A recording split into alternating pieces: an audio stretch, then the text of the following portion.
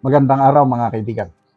Bigyan natin ng reaction opinion itong post ni Attorney Levito Baligod. Meron siyang dalawang picture na ipinakita dyan, tinakpan lang niya ang mukha. Sabi niya, ang dalawang ito, ang latest na inutosa na mag-offer ng milyones sa Brave 18. Hanggang ngayon, wala pa sila nabibili. Sino kaya itong dalawa? Isang babae at isang lalaki. Tapos, ito, mayroong clue ni Attorney Baligod. Sabi niya, Mr. N and Miss L. N. Parang first name ba ito? And Miss L. Kaya pa ba ng sikmura nyo? Praying for both of you. So, ipagdasal po natin ang Brave 18 Marines dahil pati si Attorney Baligod dahil kaliwat kanan ang kaso, ang dami ng kasong naisampa sa kanila. But anyway, nandiyan naman si Attorney Baligod. Matagal na siya sa law profession, matagal ng trial lawyer. Kaya-kaya niyang depensahan ang sarili nila. Plus merong pinsang buo ni Attorney Baligod na kilala kong abogado, matinik na abogado yung kanyang pinsang buo. Kaya mas lalo kong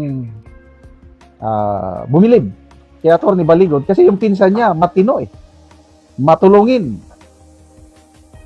matinik, abogado di Campanilla yung pinsan niya. Nung nalaman kong magpinsan sila, sabi ko okay to. So ipagdasal natin sila dahil una, yung kaso kailangan din nila ng expenses plus yung sana manalo sila, but I'm sure mananalong may ito dahil nagsasabi ka lang ng katotohanan.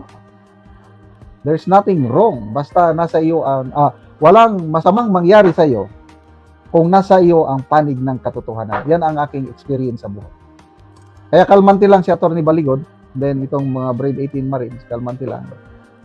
So milyones, pagkaintindo ko ito, ino-offeran para bumaliktad, para masira yung diskarte ni Attorney Baligod. Kasi example, may dalawa, bumaliktad. Sabi na, hindi totoo yung sinabi ni Attorney Baligod, pinilit lang kami, pinangakuan kami ng pera, di magkakaroon ngayon ng lamat yung credibility ng Brave 18 Marine. Kaya ito, they are trying their best para bilhin itong Brave 18. So far, wala pa silang nabibili. Ibig sabihin, buo ang loob, hindi napilitan itong Brave 18. Kasi kung napipilitan lang sila because of money or whatever, baka may bumaliktad na. The fact na sulit pa rin sila, talagang ang katotohanan nasa kanila. Ako, personal opinion ko lang ito. Yung dalawa nga sa kanila, yung testimony nila, ginamit na laban kay Romualdez. At binigyang pansin na ng Court of Appeal. Kaya naka-freeze ngayon ang mga assets ni Martin Romualdez. Si Master Sergeant Orly Gutesa, yun lang ang malungkot dahil sabi ni Attorney Baligod, napilitan daw na pumirma ng affidavit si Master Sergeant Gutesa dahil ayaw niyang mapahamak ang kanyang pamilya. Kung sino yung nagpapirma sa kanya, alam nyo na kung sino yung in-implicate niya. At yun, I don't know kung anong kalalabasan nun. Kasi sinabi niya na ganito, nag-deliver ako kay Martin Romualdez. Kay ganito. Tapos may affidavit naman na binabawi niya. I don't know how the court will accept yung pagbawi. Hindi ko kabisado. So, ano na ngayon? Blue Ribbon Committee. Ngayon, mamayang hapon siguro sa session, magsasalita na daw si Senator Lacson. May pasabog daw siya. I don't know anong klaseng pasabog. But ang nakikita ko is, ibibida lang niya yung nagawa ng kanyang committee. Kasi nga, nababahala siya sa mga naratibo. Yung perception na ngayon na nabubuo na may selective investigation na ginagawa ng Blue Ribbon. Ayaw patawag yung mga dapat sana napatawag yung we go where the evidence leads. Ganun dapat ang investigasyon kailang hindi. Nandyan yung mga tao na makakapagbigay ng liwanag sana. Example, Yusek Adrian Bersamin, Secretary Amina Pangandaman, hindi pa niya pinapatawag. So nalapag-alaman natin doon sa Supreme Court oral arguments. Si Pangandaman lahat ang pumipirma ng SARO, wala nang pakialam ang Pangulo, ano ba yan? So out of place ang Pangulo, hindi niya alam na na-release lahat. O nagmaang-maangan lang ba? Yun sana ang mga imbestigahan. Kaya lang, bakit hanggang ngayon, ayaw patawag ni Senator Lacson, yung dalawa na yan, very clear na mga lead. Lilinaw sana sa pangyayari. Bersamin and Pangandaman, kaya lang, wala. Tapos, igigit niya na, patas kami, ganito ang nagawa namin. I don't know kung maniwala pa kayo.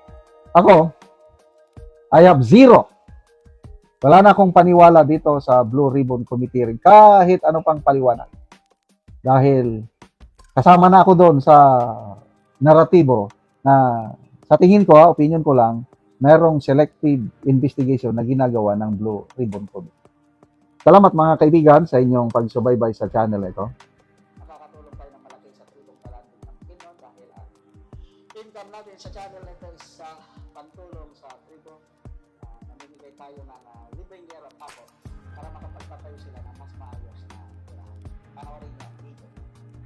Ako sa balay sa natagaan ng Mugero.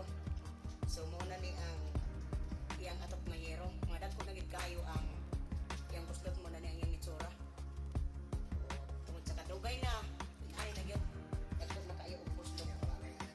Walay yero daw nga i-repair tungod sa kalisod.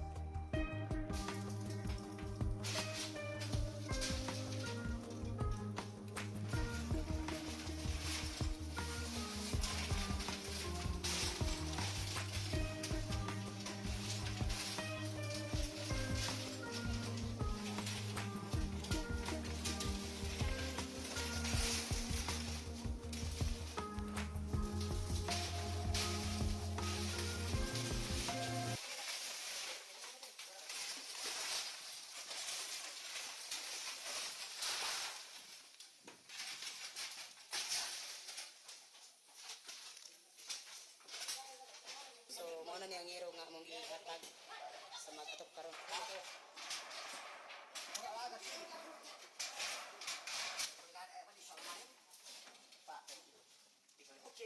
Lalo na tagang natimo sa